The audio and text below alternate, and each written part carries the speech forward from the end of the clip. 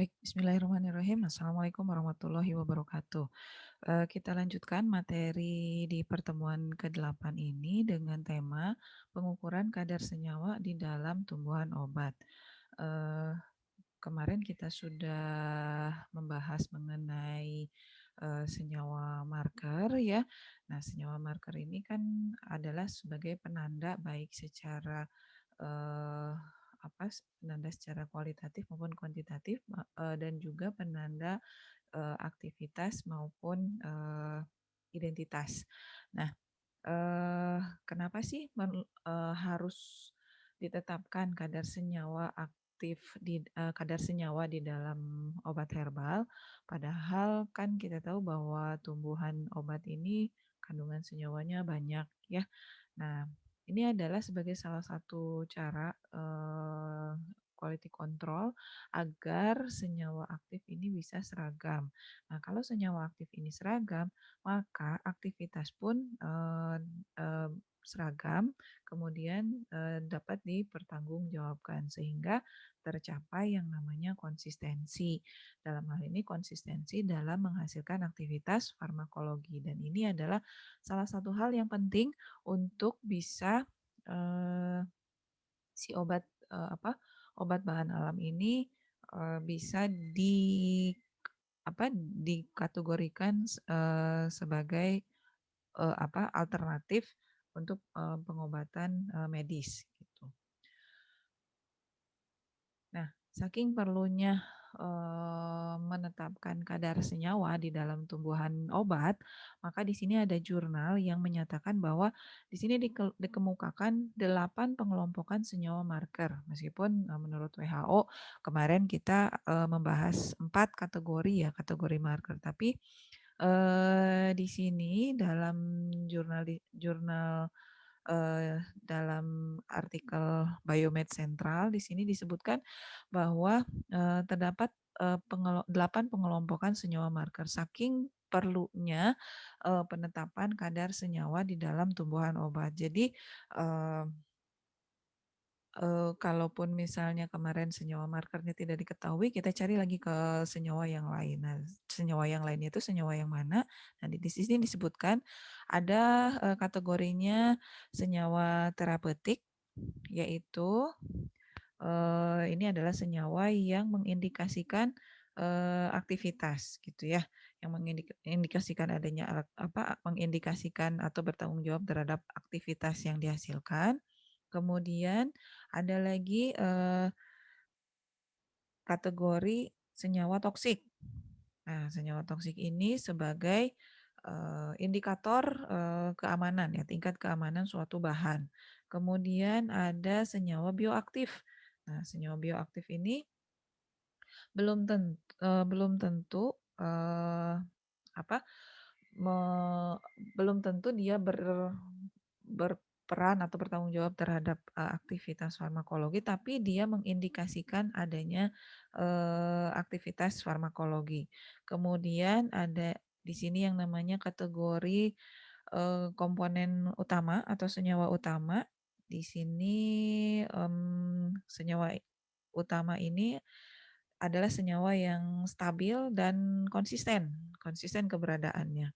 Kemudian ada komponen karakteristik, jadi dia, eee, zat-zat yang, menunjukkan karakter tumbuhan obat, tersebut gitu. Jadi, dia berkaitan dengan karakteristik dari tumbuhan obat tersebut.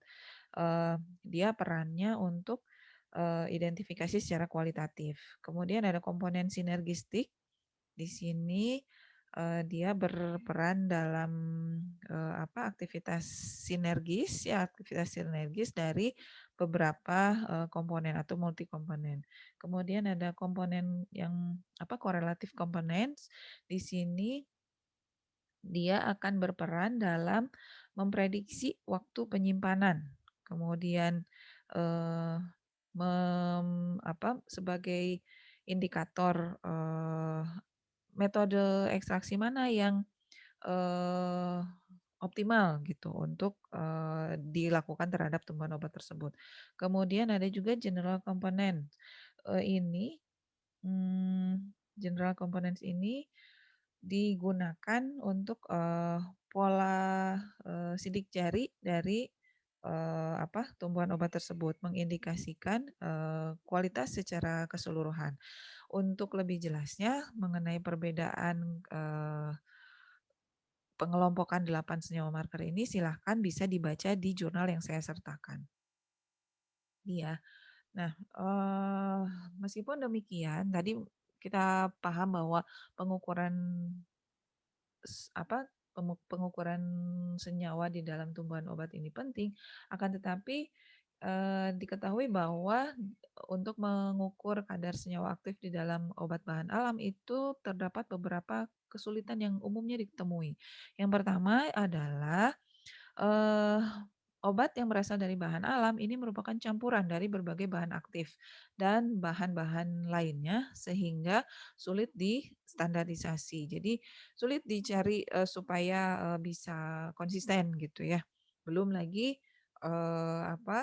bahwa obat yang berasal dari bahan alam ini adalah hasil dari, pertumbuhan, sebelumnya yang dipengaruhi oleh, kondisi-kondisi alam. Kemudian yang kedua, pada umumnya komponen aktif yang bertanggung jawab terhadap aktivitas ini belum diketahui secara pasti, tapi aktivitasnya bisa dilihat gitu. Kemudian, belum ada metode analisis yang selektif untuk menentukan komponen-komponen kimia yang ada di dalam, obat yang berasal dari bahan alam tersebut.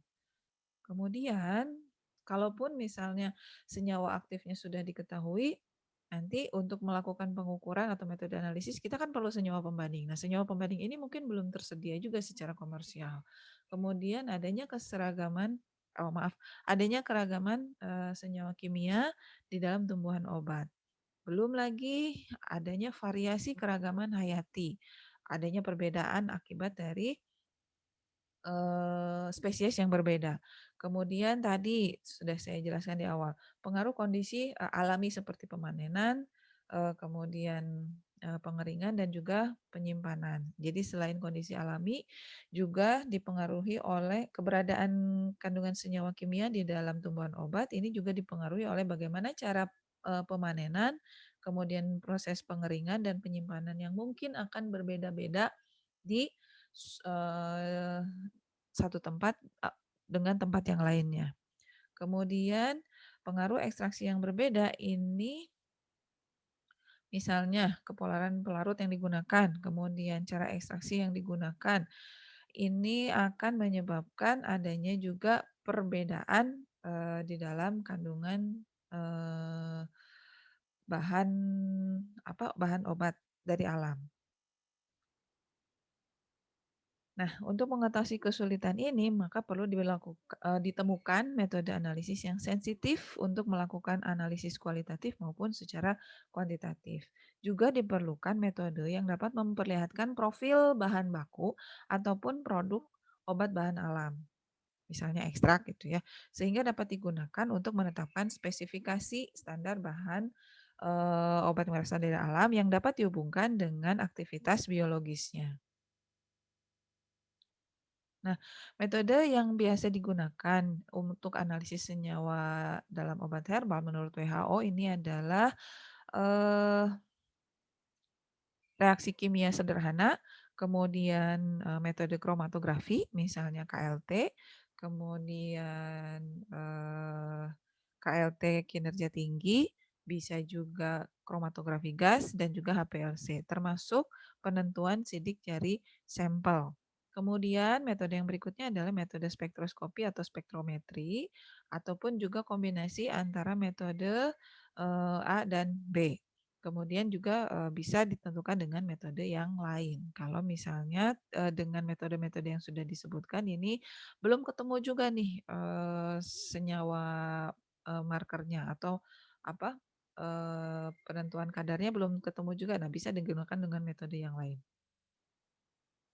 Nah, syarat penggunaan metode analisis untuk senyawa marker di sini yang pertama adalah metode analisis yang digunakan ini harus spesifik dan selektif untuk, kandungan senyawa kimia dalam obat herbal ataupun juga, sediaan herbal ataupun, produk jadi yang berasal dari herbal. Jadi si metode ini bisa menganalisis secara spesifik dan selektif pada berbagai tingkat produk yang berasal dari obat bahan alam.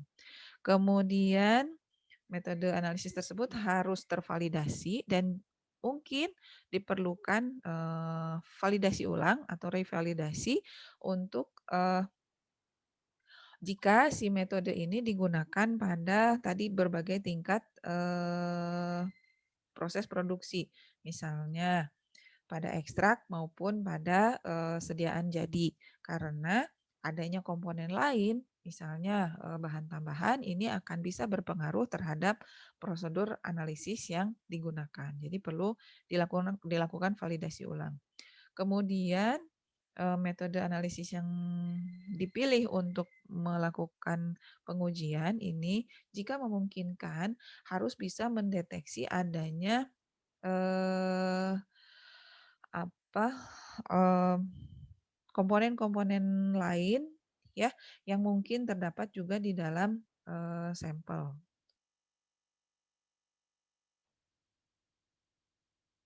Nah, bagaimana kita melakukan penetapan kadar senyawa di dalam tumbuhan obat? Yang pertama, diutamakan adalah menentukan kadar terhadap senyawa marker. Nah, bagaimana kita melakukan pemilihan senyawa marker di dalam tumbuhan obat yang mengandung banyak sekali komponen kimia, ya. Di sini WHO memberikan guideline-nya secara umum bisa ditentukan dengan cara sebagai berikut. Yang pertama, jika diketahui kandungan senyawa kimia yang memiliki aktivitas terapeutik tertentu ya yang sudah diketahui, maka ini senyawa tersebut ini harus dijadikan sebagai marker gitu. Jadi markernya adalah senyawa tersebut. Nah, kalau pada kasus pertama di sini ternyata tidak ada ya senyawa yang diketahui menghasilkan aktivitas tertentu yang diketahui gitu ya, maka ini yang berikutnya adalah tapi kemudian ada senyawa lain yang apa dia diketahui berkontribusi dalam aktivitas farmakologi. Nah, maka senyawa ini yang kemudian bisa digunakan sebagai marker. Kemudian kalau misalnya dalam kedua kasus tersebut tidak ditemukan juga senyawa yang bisa digunakan ditentukan sebagai marker, maka di sini ditentukan senyawa lain yang terkait dengan karakteristik dari tumbuhan tersebut. Nah, ini lebih jelasnya ya berdasarkan kriteria pengelompokan dari WHO, maka bagaimana kita menentukan penentuan atau pengukuran senyawa marker atau penentuan kadar senyawa di dalam tumbuhan obat. Jika diketahui senyawa aktif, maka jadikan senyawa tersebut sebagai marker, yaitu marker aktif. Jika diketahui senyawa yang khas atau spesifik, maka jadikan senyawa tersebut sebagai marker juga, tapi markernya berupa marker identitas. Kalau yang senyawa aktifnya tidak diketahui, gitu ya. Jadi kalau diketahui senyawa aktifnya, senyawa yang bertanggung jawab terhadap aktivitas farmakologi, maka senyawa tersebut yang dijadikan marker.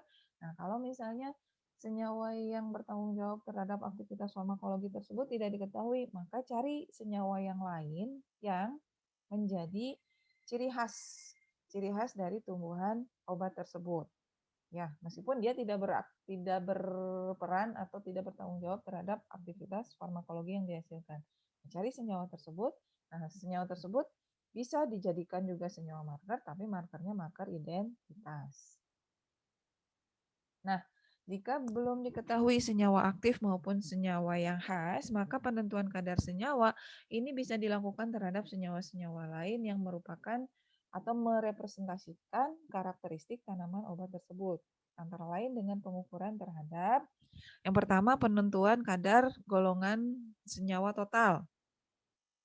Misalnya flavonoid total, alkaloid total, bisa juga terhadap minyak atsiri, kurkuminoid, dan lain sebagainya. Jadi yang kita tentukan adalah golongan senyawa. Jadi kalau tadi marker aktif maupun marker identitas belum diketahui, kita tentukan terhadap kadar golongan senyawa. Kemudian kita bisa lengkapi lagi dengan penentuan kadar senyawa polar dan juga penentuan kadar senyawa kurang polar. Nah, kalau untuk penentuan kadar senyawa polar ditentukan lewat kadar sari larut air, sementara untuk penentuan kadar senyawa kurang polar ini bisa ditentukan lewat kadar sari larut etanol. Nah, bisa juga dengan penentuan senyawa-senyawa lain, golongan senyawa lain yang terkait dengan berbagai eh, apa kekhasan yang ada di dalam tumbuhan obat tersebut. Misalnya untuk penentuan kadar saponin ini bisa ditentukan dengan penentuan indeks busa, kemudian indeks ikan, juga penentuan indeks hemolisis. Kemudian untuk kelompok senyawa yang lain bisa juga ditentukan dengan indeks pengembangan. Nah, ini untuk terkait dengan adanya kandungan senyawa polisakarida. Kemudian penentuan indeks kepahitan terkait dengan adanya senyawa-senyawa yang memiliki rasa pahit yang identik dengan kandungan senyawa obat. Biasanya kita kalau mengidentifikasi obat tuh rasanya pahit gitu ya. Nah, ini mungkin ada kaitannya dengan eh, penentuan indeks kepahitan ini. Contohnya, ini untuk penentuan indeks kepahitan ini mengindikasikan adanya senyawa-senyawa yang memang rasanya pahit, contohnya seperti andrografolit ataupun juga kinin. Kemudian yang berikutnya adalah penentuan indeks kepedasan. Nah, ini terkait dengan senyawa yang memang memiliki rasa pedas gitu ya, contohnya kapsaisin, piperin, dan lain-lain.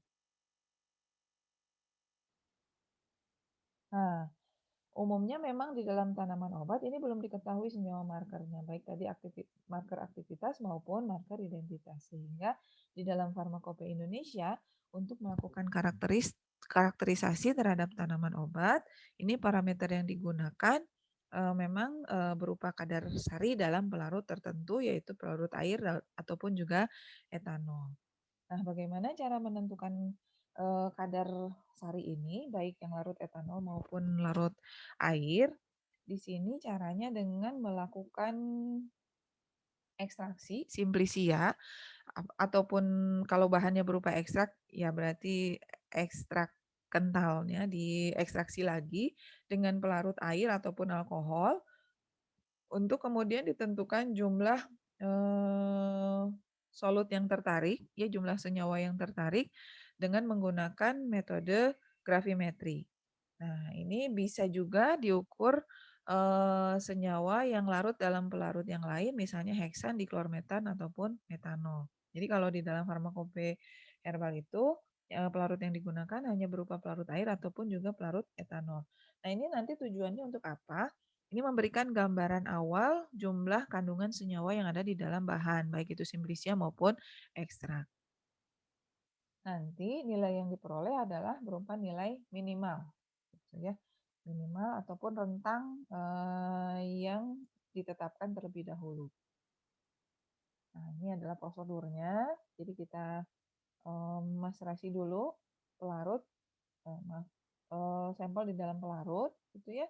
Ini maserasinya dilakukan selama 24 jam, kemudian ini disaring. Disaring diambil 20 ml filtratnya, kemudian dimasukkan ke dalam cawan penguap, kemudian dipanaskan hingga bobot konstan. Nanti yang kita peroleh adalah nilai kadar sarinya. Untuk pelarut air, kita gunakan bukan pure air, tapi campuran air dengan kloroform. Kemudian untuk etanol yang kita gunakan adalah etanol 95%. Nah, Ini cara perhitungannya. Nanti,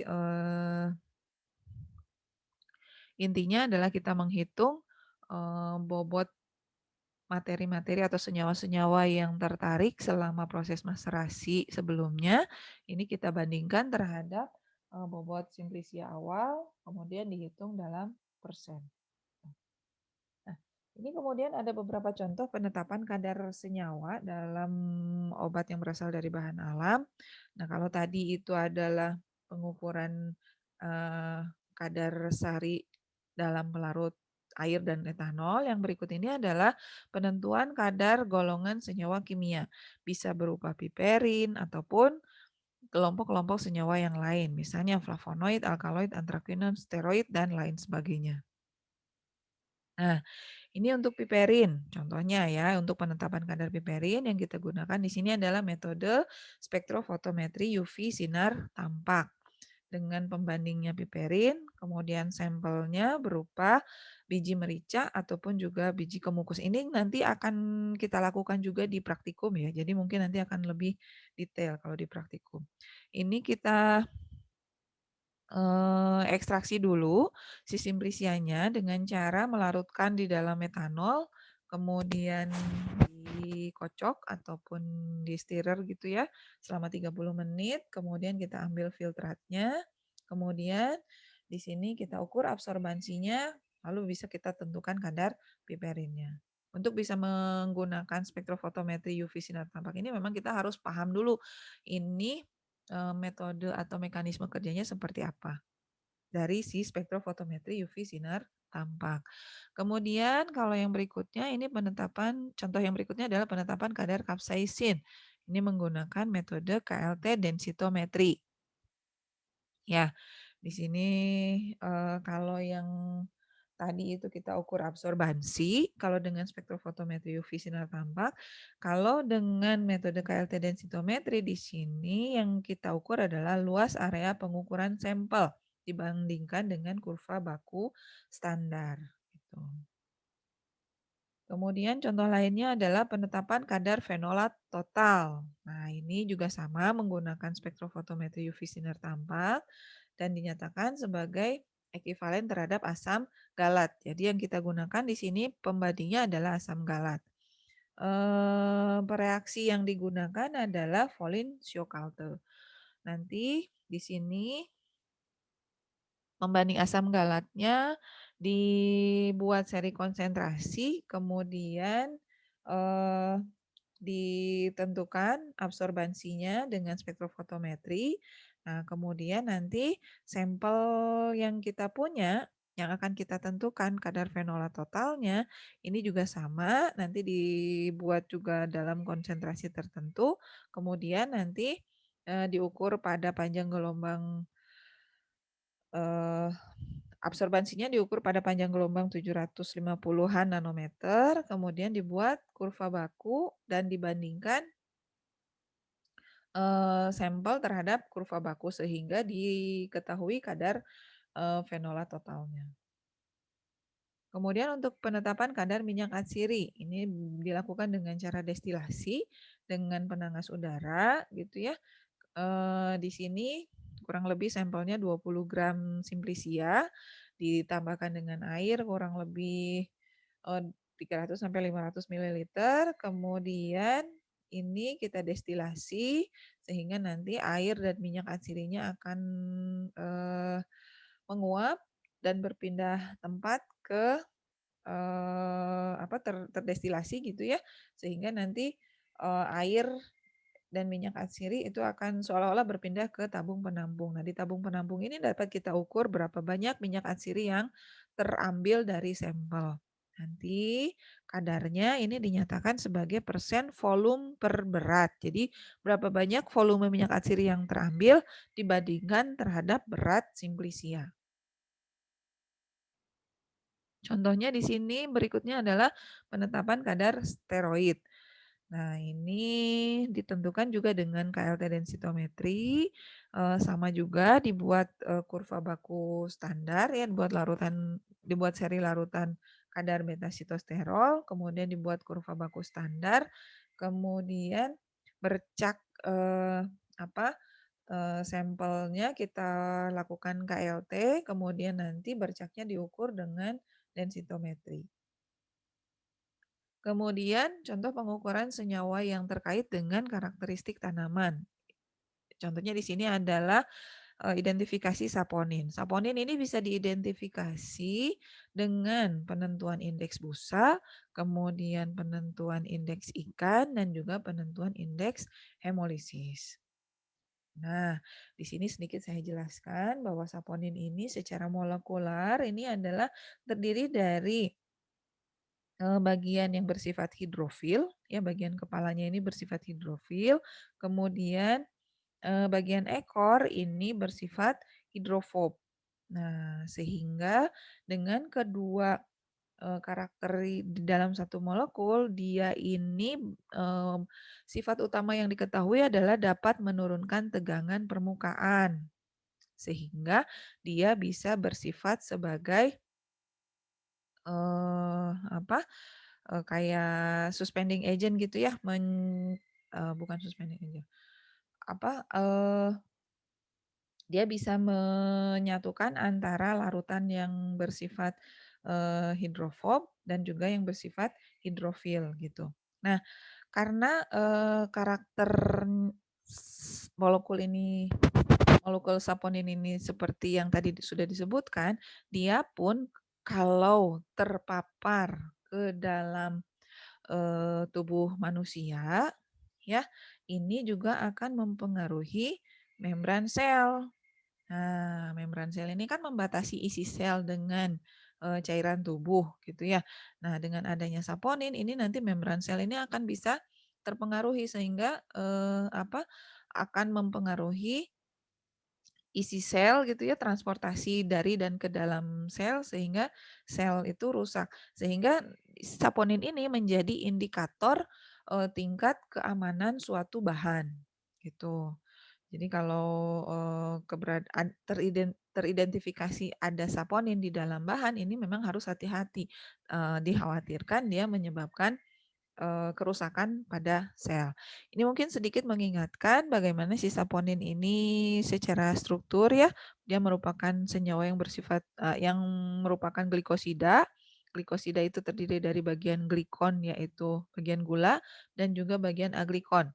Yang bagian aglikonnya ini disebut juga dengan sapogenin. Bisa berupa steroid, juga bisa berupa triterpenoid. Nah, maka karena tadi si saponin ini merupakan indikasi tingkat keamanan suatu bahan, maka ini selain mengidentifikasi saponin dengan menentukan indeks busa, juga dengan menentukan indeks ikan. Karena dengan sifatnya yang tadi bersifat akan mempengaruhi membran sel, maka diketahui juga si saponin ini akan merusak sel-sel epitel pada sistem respirasi. Nah, gitu ya, sehingga dia bisa menyebabkan hemolisis. Gitu. Kemudian, nah, karak eh, sorry, senyawa lain yang terkait dengan karakteristik bahan ini contohnya adalah adanya kandungan polisakarida. Nah, kandungan polisakarida di dalam bahan ini diketahui dapat mengikat air. Contohnya kalau kita untuk menentukan atau mengidentifikasi polisakarida itu, ini adalah adanya, bahan yang digunakan sebagai agar-agar, kemudian di dalam gom arab, kemudian di dalam amilum, bisa juga di dalam sodium bentonit. Nah, ini adalah contoh-contoh pengukuran senyawa-senyawa yang terkait dengan karakteristik tanaman. Kemudian tadi kita sudah eh, mengetahui juga bagaimana cara menentukan kadar senyawa lain terkait dengan eh, identitas tanaman secara kimia gitu ya. Nah, itu adalah cara-cara yang bisa ditentukan untuk kita bisa mengetahui kadar senyawa yang ada di dalam tumbuhan obat.